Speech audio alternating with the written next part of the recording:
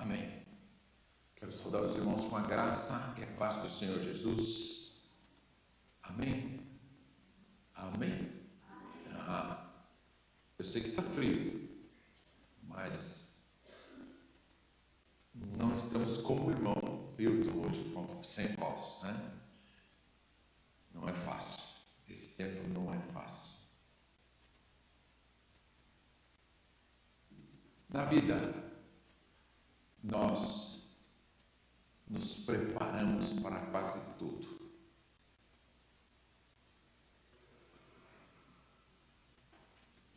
Quando o chefe de cozinha, ele vai... Você está ligado? Você está desligado.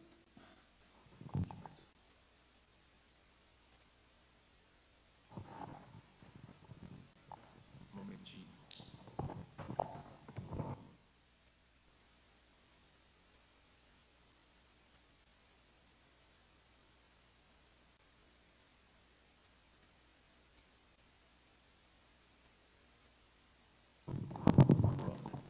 Como eu não sou pastor Alexandre nem pastor Anderson, que ficam andando para lá e para cá, eu vou ficar preso aqui nesse microfone, sem problema. Mesmo porque eu não consigo andar muito também, né? Uma das minhas orações tem sido nesse sentido. Eu deixei de tomar um monte de medicação, porque só estava me atrapalhando um pouco a minha saúde, e eu não tomo mais remédio para dor. E tenho pedido a Deus para me ajudar a não ter dor. Mas quando chega a artrose, que todos nós um dia temos que passar, diga para o seu irmão, se você não tem artrose, olha bem nos olhos dele, você vai ter. Todo mundo tem, não tem como. Faz parte da evolução da nossa idade, né? É um problema de DNA, data de nascimento antiga. Então, a gente acaba tendo que sofrer, e no inverno, no frio, isso também se acentua. Eu tenho pedido a Deus que me ajude a resolver esse problema nos joelhos. Só tenho um problema nos joelhos. O esquerdo, eu sofri uma queda na Suíça e até hoje não consegui me livrar das dores e dos problemas que isso provocou em mim. Mas, com a graça de Deus, a gente vai levando. Que a graça e a paz do Senhor estejam com todos os irmãos. Amém? Eu estava iniciando dizendo que na vida nós nos preparamos para quase tudo. Chefe de cozinha, em francês ele fala assim, mise en place. O que é mise en place? Quando ele prepara lá os produtos que ele vai usar, os alimentos. Quando a gente faz aqui uma apresentação, a música, mise en scène, chama-se mise en scène, preparar a cena, deixar tudo pronto, isso na televisão. E na vida também, você nasce, vai se desenvolvendo, começa a se preparar para enfrentar uma carreira. Você vai para a faculdade, você se prepara, você estuda, você, quando começa a sentir necessidade de um casamento, você começa a se preparar para o casamento. Ai do noivo que entrar numa sala onde a noiva está preparando, está experimentando o seu vestido de noiva antes do casamento. Dizem que dá azar, mas não é o caso. Mas o que eu quero mostrar com isso? Que todos nós nos preparamos para as coisas da vida. Preparamos para a gente ir para o quarto, dormir, preparamos o relógio para despertar a gente para não perder o horário. A gente se prepara para tudo. Para tudo. Mas tem algumas coisas, ou uma coisa, que a gente esquece de se preparar, e é o mais importante que a gente deveria se preocupar. Convido vocês a acompanharem comigo a leitura da Palavra de Deus, que se encontra nesta noite para nós, no livro do profeta Amós. Esse homem foi chamado por Deus para trazer uma palavra ao povo de Judá e ao povo de Israel, para pregar em Samaria e pregar em Jerusalém, e anunciar uma palavra de Deus. Amós capítulo 4, versículos 12 e 13.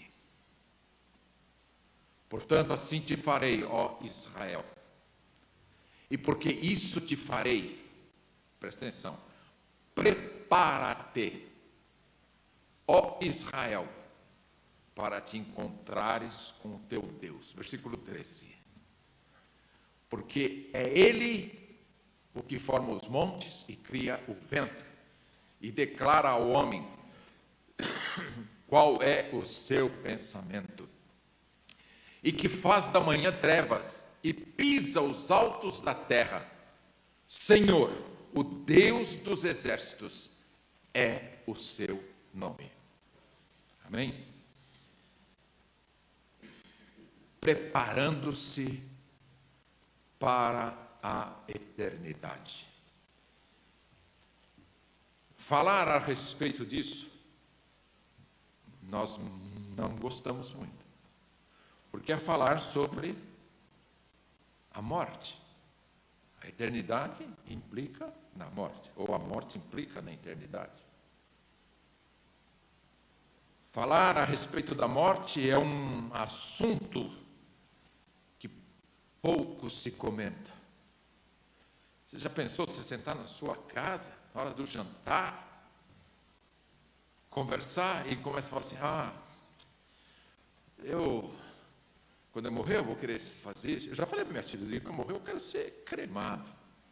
Hoje eu vi uma notícia de um indivíduo que está, nos últimos momentos da vida dele, ele resolveu fazer um culto fúnebre, com ele em vida, com cerveja e pagode. Foi o que ele fez. Mas isso não é normal. Isso não é normal. A gente não se prepara para isso. É um assunto deixado para outra hora, deixado de lado. Quase ninguém gosta de falar a esse respeito. Ninguém gosta de falar a esse respeito.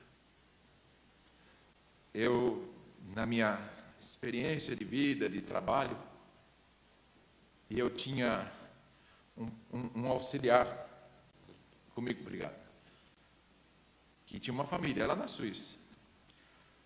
E eu os amo muito, eles também me amavam muito. E nós tínhamos uma boa relação. E a esposa dele, ela perdeu o pai quando ela tinha 40 dias de vida.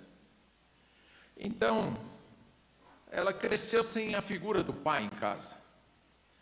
E quando estávamos juntos, trabalhando lá na Suíça, trabalhamos muitos anos juntos para o Evangelho do Senhor, e ela falava assim, eu considero o senhor o meu pai. Eu falei, e eu considero você minha filha. E ela tem a idade da minha filha mais velha.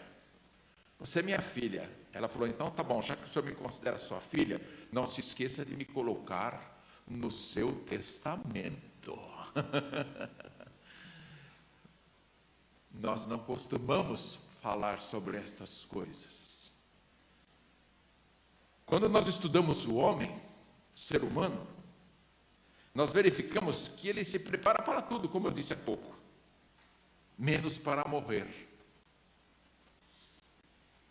E sabe qual é a maior realidade da sua vida? Você pode me dizer, alguém que pode me dizer, com toda certeza, que amanhã você vai abrir os olhos e vai estar acordado amanhã cedo? Alguém tem essa certeza aqui? Ninguém tem, porque só Deus tem. A gente espera acordar amanhã cedo. Por isso que toda manhã Deus renova sobre nós as suas misericórdias.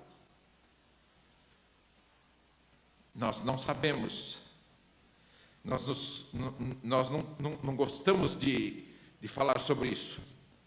O homem espera viver. A pessoa quer viver. Tem gente que trabalha a vida toda para chegar na aposentadoria e viver a aposentadoria.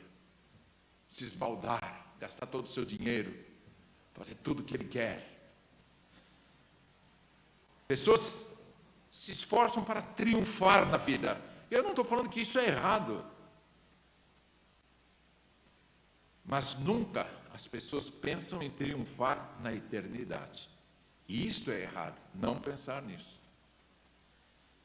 Morte e vida são dois opostos extremos, mas que estão umbilicalmente ligados.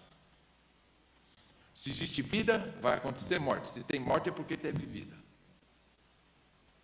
É uma dualidade que ninguém pode mudar.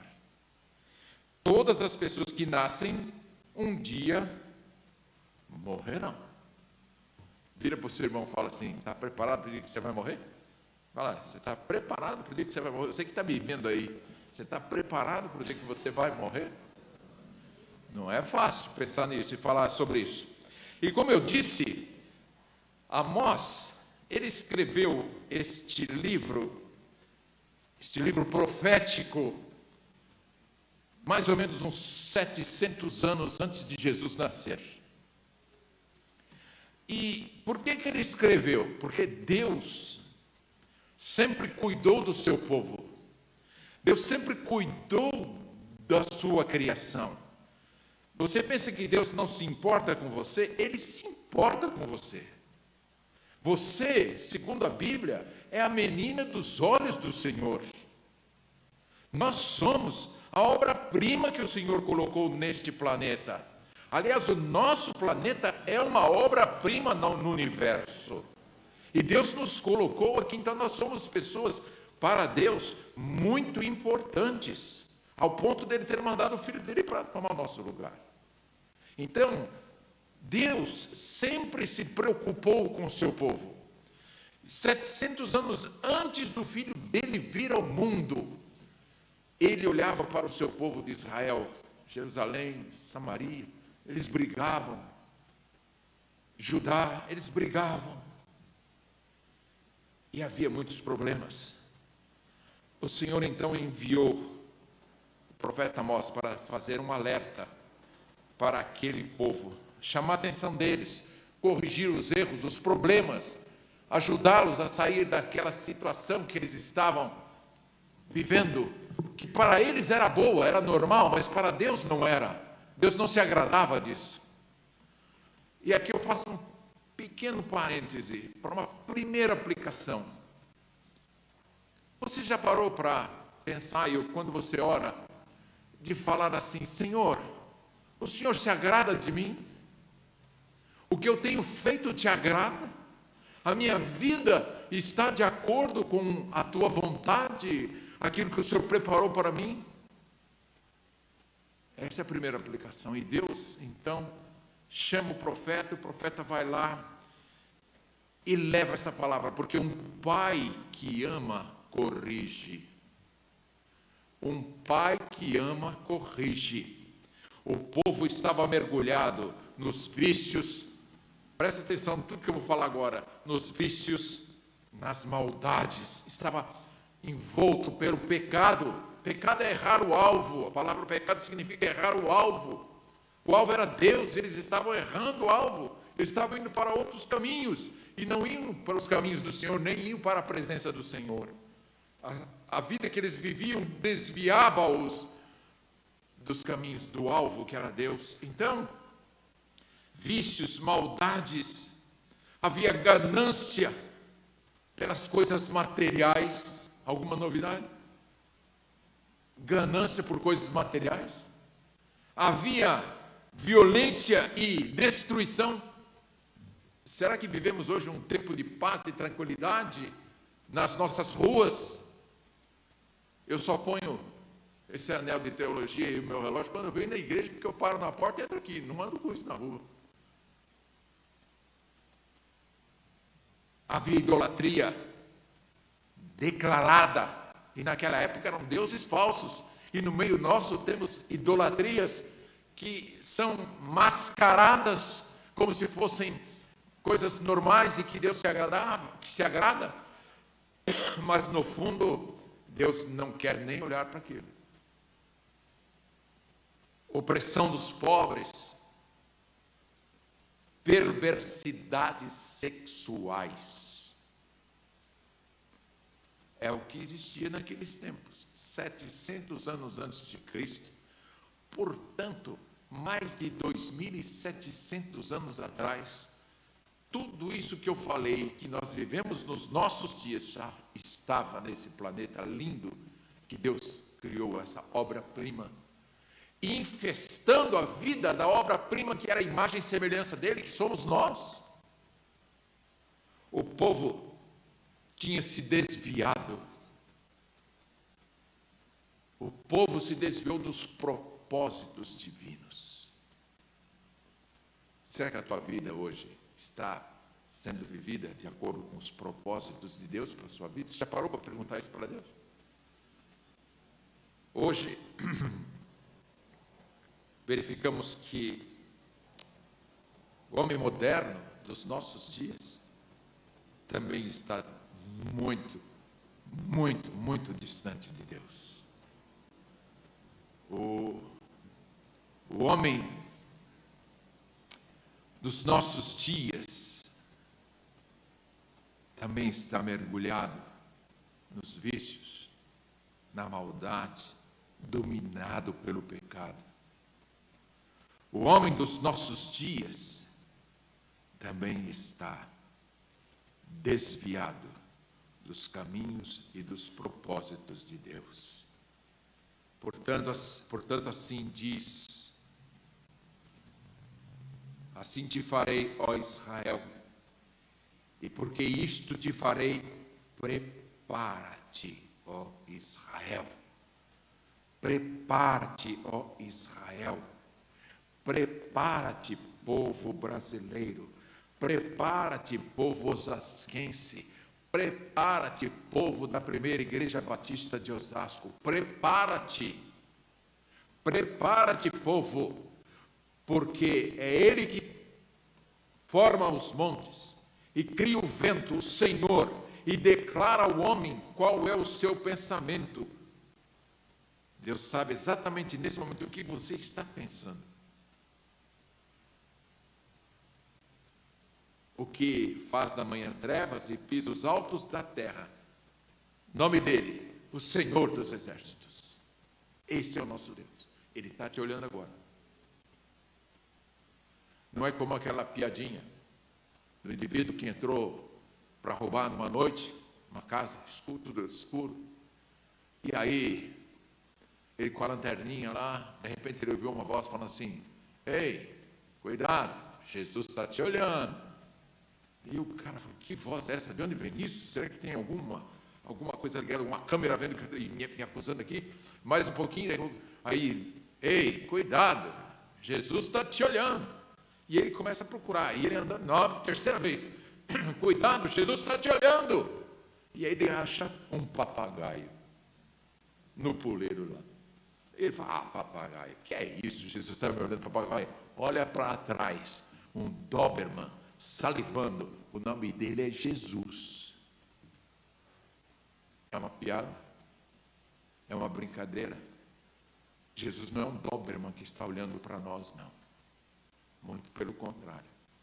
Ele é o que está nos avisando: Deus está te olhando, Deus está te observando, Deus sabe a tua vida, Ele sabe o seu entrar, o seu sair, Ele sabe o dia que você vai morrer, e Ele vai te avisar sempre, Ele vai colocar você em situações para que você ande no caminho dEle.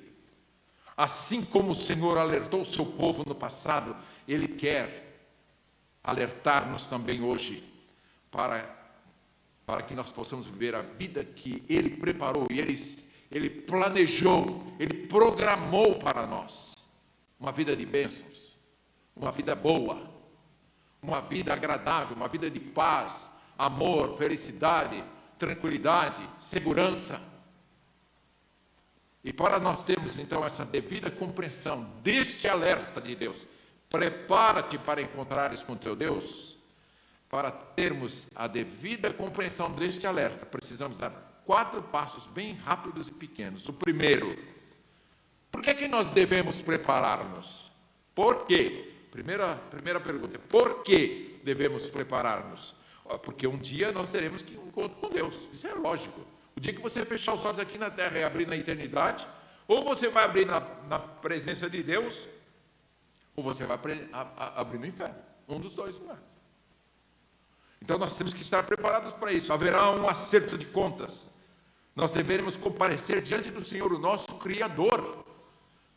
Alguns afirmam, algumas tendências, alguns pensamentos, alguns pensadores, alguns falsos intérpretes da vida, alguns filósofos, eles dizem que nós nascemos inocentes, que nós não temos culpa de nascer, que nós nascemos inocentes e que o mal não nos afetou, que nós somos ignorantes quanto ao mal, ignorantes no sentido de ignorá-lo, que nós não conhecemos, nós não sabemos, e que se nós negamos a existência do bem é porque nós temos que aceitar que o mal existe. É igual o cara fala assim, eu sou ateu, graças a Deus. Por que o cara fala que é ateu, graças a Deus? Por quê? Para você negar que Deus é ateu, você tem que crer que Deus existe, para depois você negar. Não tem como dizer que você não aceita algo sem você ter conhecimento desse algo. Então, o mal, dizem alguns que é apenas uma projeção da mente. Dizem alguns que o pecado não existe. Faça o que você quiser. A vida é sua. Aproveite a vida. Se esbalde. Gaste tudo que você tem. Dê vazão aos seus prazeres. Faça o que você quiser. Não tem pecado. Mas Deus, presta atenção agora. Mas Deus fala de forma diferente ao falar dos homens. Deus fala diferente. No Salmo 51, 5, é um salmo muito conhecido, foi o rei Davi que cometeu um grande e grave pecado. Aliás, todos os pecados são grandes, porque todos têm o mesmo valor diante de Deus. Mas ele cometeu um duplo ou triplo pecado, não sei nem quantos pecados ele cometeu num único ato, quando ele desejou aquela mulher, Batseba, que era esposa de um general dele. Então ele maquina, ele falou, olha, desejou aquela mulher. Jesus fala que se você olhar para alguém com raiva, você já é um homicida. Se você olhar para uma pessoa com desejos carnais e sexuais, você já está cometendo o adultério. Então aqui, Davi, ele não sabia disso, mas ele olhou para aquela mulher e falou, nossa, que mulher bonita, essa aqui eu quero para mim. Eu sou o rei. Ah, mas ela é casada lá com o general. Não, dá um jeito, põe ela na frente, ele vai na batalha, ele vai morrer, eu vou pegar ela. Só que depois que aconteceu isso, o profeta Natan chegou para Davi e falou assim, Davi, o que deveríamos fazer se acontecesse isso? E narra a história do Davi. E o Davi fala, esse homem é merecedor da morte. Vai, esse homem é você. Aí Davi cai em prantos. O filho que ia ser gerado por aquela mulher morreu.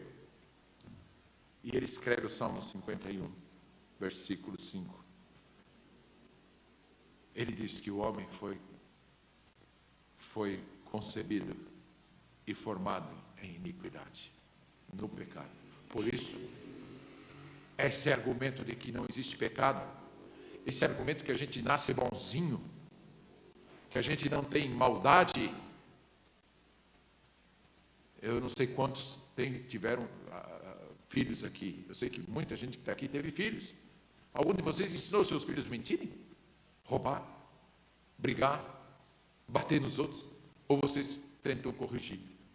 Ninguém ensina um filho a mentir, mas ele mente. E quem ensinou ele a mentir? As circunstâncias da vida dele.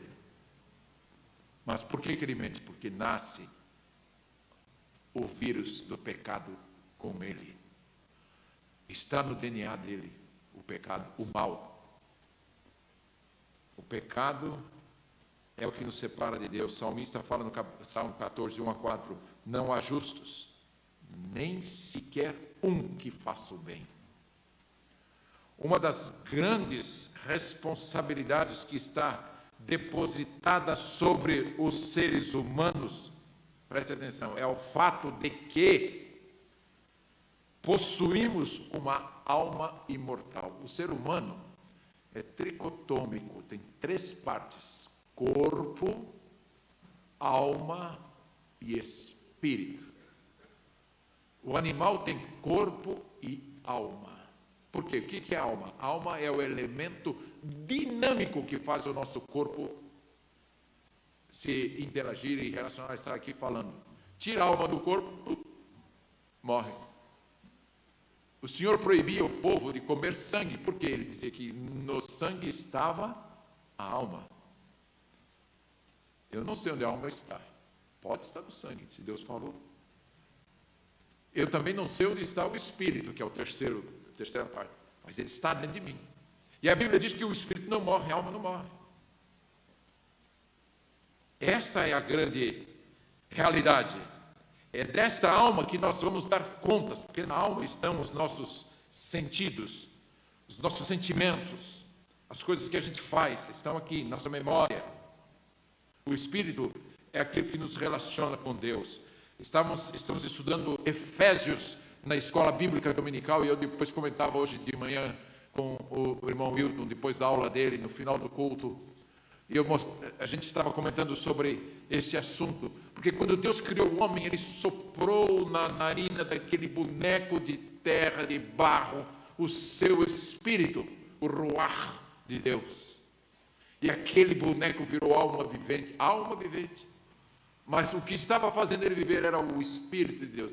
E quando o homem pecou, esse Espírito foi retirado, o homem tirou o Espírito, ficou um buraco vazio. Por isso o homem corre atrás da religião, corre atrás de satisfazer essa necessidade. Então Deus manda o seu Filho, e Jesus vem para corrigir isso. E quando a pessoa aceita Jesus, o Espírito de Deus convence o homem do pecado, da justiça e do juízo, e ele aceita Jesus. E quando ele aceita Jesus, aquele buraco que saiu, que formou-se por causa do pecado, é preenchido novamente pelo Espírito de Deus. O novo ruach de Deus, o novo sopro de Deus na vida do ser humano. Mas eu não quero falar de teologia aqui. Eu quero que você entenda que nós temos que nos preparar. Por que nós temos que nos preparar? Porque, queiramos ou não, isto não é uma opção, queiramos ou não, um dia nos encontraremos face a face com o Senhor, ou para o bem, ou para o mal. O bem é a vida eterna com Ele, e o mal é a vida eterna no inferno. Por que precisamos preparar-nos? Porque somos criaturas à imagem dele, do Deus que mandou essa ordem, o Senhor dos exércitos. E nós temos deixado de lado isso. Por que temos que preparar-nos? Porque por Ele nós fomos criados, e por Ele fomos feitos para servi-lo e amá-lo e corresponder com o objetivo da criação dele para nós. Então, isso é por quê. Segundo passo. Primeiro foi por que preparar-nos. Segundo passo, para que preparar-nos? Em primeiro lugar, porque Deus ordenou. Não é um alerta, não é uma opção, não é uma possibilidade, é um aviso. Poderia dizer até que é uma ordem, porque está no imperativo. No tempo do verbo aqui é imperativo. Imperativo afirmativo. Em segundo lugar, porque a experiência confirma isso. Qual a experiência? Eclesiastes 12, de 1 a 7, relata ali, né, sobre a mocidade, né? Deus, desde a juventude, vai cuidando de nós, mas o versículo 7 termina assim, que nós vamos voltar para o pó, nosso corpo vai para o pó. Brinquei com as minhas filhas outro dia, eu falei, quando eu morrer, vocês vão me mandar cremar, e depois vocês pegam a urna com as minhas cinzas, vocês vão lá no Havaí, jogam a medalha, outra metade vocês vão lá em Bali, jogam lá, e assim, a minha filha olhou para mim e disse, pai, você está falando besteira, pai? Você acha que eu vou lá jogar suas cinzas lá no Havaí? Eu vou aí no Rio Tietê e jogo ali mesmo. Então, brincadeira. Porque essa é a representação do que nós somos, pó. Eu já enterrei vários parentes. Teve uma época que eu falava assim, minha família até hoje, ninguém morreu. Mas agora, o próximo da lista sou eu. O nosso cemitério lá, no cemitério da paz, sabe em nome de quem está? Está no meu nome. Sabe o nome de quem estava antes? Da minha mãe. E ela já foi. E no dia que eu enterrei minha mãe, eu vi lá os restos mortais dos meus avós, do meu pai, numa caixinha desse tamanho, os ossos deles. Estão guardados lá. Eu falei, não quero isso. Mas eu conheci uma pessoa que o pai morreu. E ele pegou essas urnas, algumas são redondas, quadradas, não importa, e colocava em cima do piano na casa dele.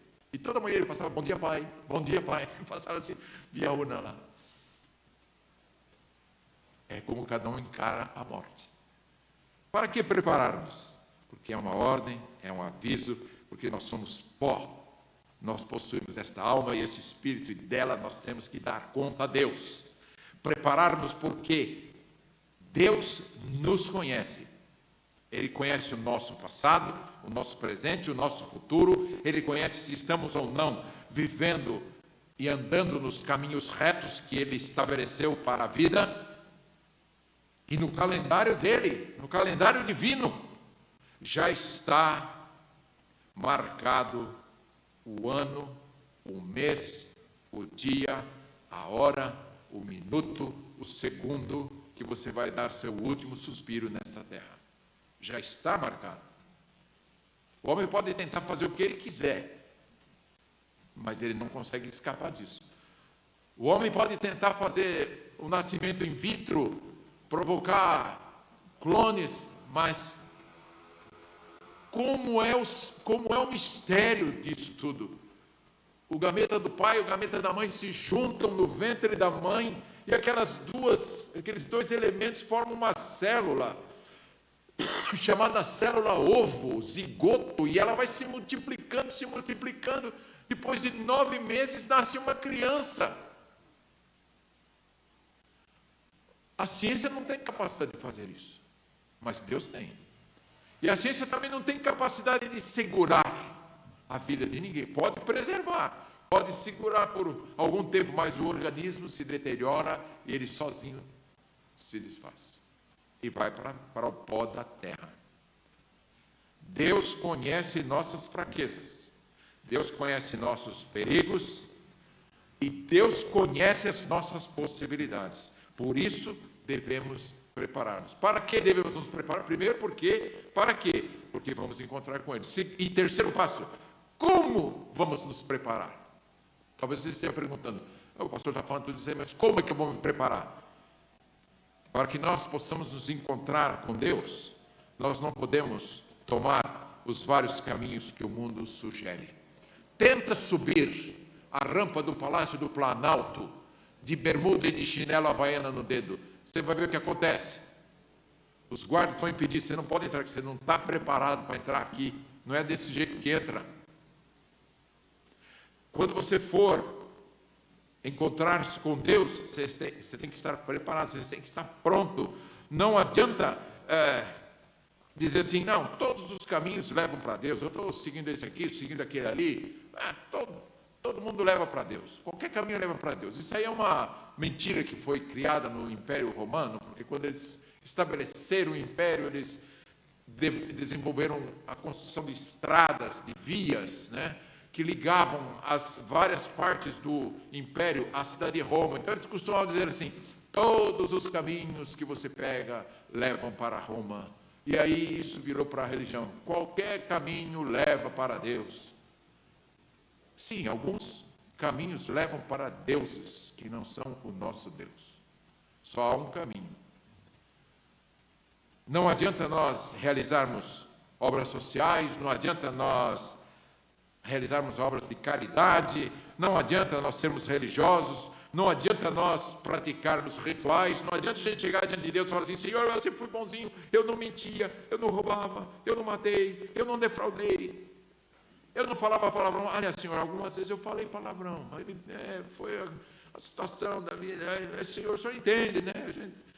Não adianta, você não vai chegar lá desse jeito, jamais, jamais.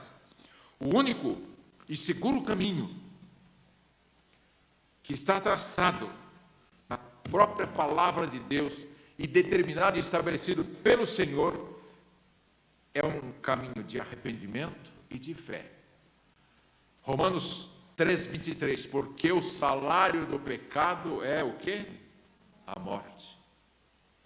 Romanos 6:23, todos pecaram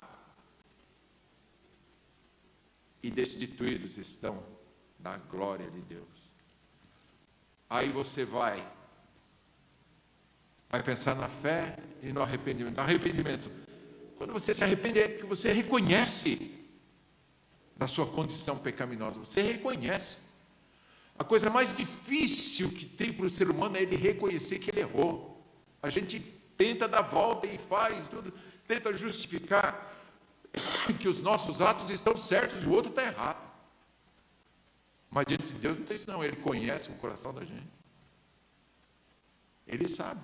Então, arrependimento é quando nós mudamos, reconhecendo a nossa condição pecaminosa, reconhecendo que somos falhos, que somos incapazes, reconhecendo que nós dependemos de Deus.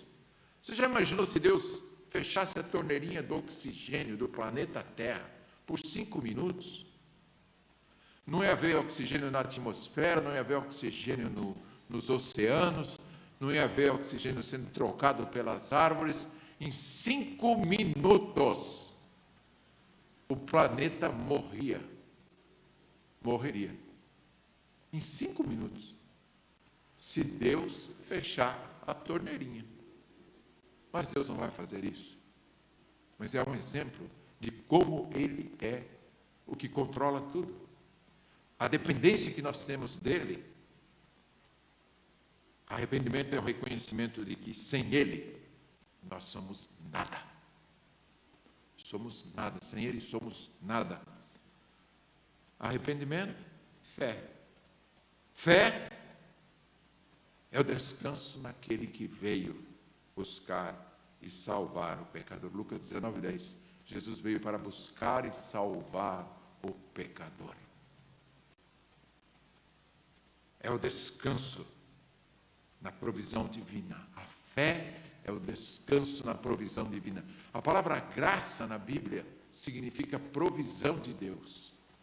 E quando você pensa em graça, você tem que pensar em fé, porque você se apropria da graça de Deus pela fé. A provisão do Senhor é o encontro do verdadeiro significado da vida. Romanos 5:1, temos paz com Deus. João 10:10, o ladrão veio para matar, roubar e destruir, mas eu vim para que vocês tenham o quê? Vida abundante. Palavra abundante, a expressão aqui, vida abundante, significa, com abundância está ali, significa uma vida que vale a pena viver. Vida abundante é uma vida que vale a pena viver. O último passo. Primeiro foi, por que devo preparar-me? Segundo, para que devo me preparar? Terceiro, como me preparar? E o último, quando devo me preparar? Preciso dizer a resposta? Quando? É agora. Em inglês, now. Agora. Já. Nesse momento. Você não sabe se você vai atravessar a rua ali, um carro vai te atropelar. E você vai partir para a eternidade. Ou vai ter um ataque do coração e cair ali. Nós não sabemos. Por isso, quando temos que estar preparados? Agora, já. Disse o texto, prepara-te, é ordem. Na vida há só 2 dias. O hoje, como disse há pouco, e a eternidade. Nossa disponibilidade e a nossa possibilidade são apenas hoje. 2 Coríntios 6,2 diz que quando nós entendemos o tempo aceitável de Deus, nós estamos tomando lá, porque diz, ouvi-te em tempo aceitável e socorri-te no dia da salvação. Eis aqui agora o tempo aceitável. Eis aqui agora o dia da salvação. Nossa disponibilidade, nossa possibilidade são hoje, para esse dia da salvação. Quem deixar para depois, perderá a batalha. Perderá para sempre a chance de encontrar-se com Deus e de restabelecer a relação com Ele e viver na eternidade. Perderá para sempre a oportunidade de fazer a sua alma gozar e viver em paz, já aqui na terra e até na eternidade.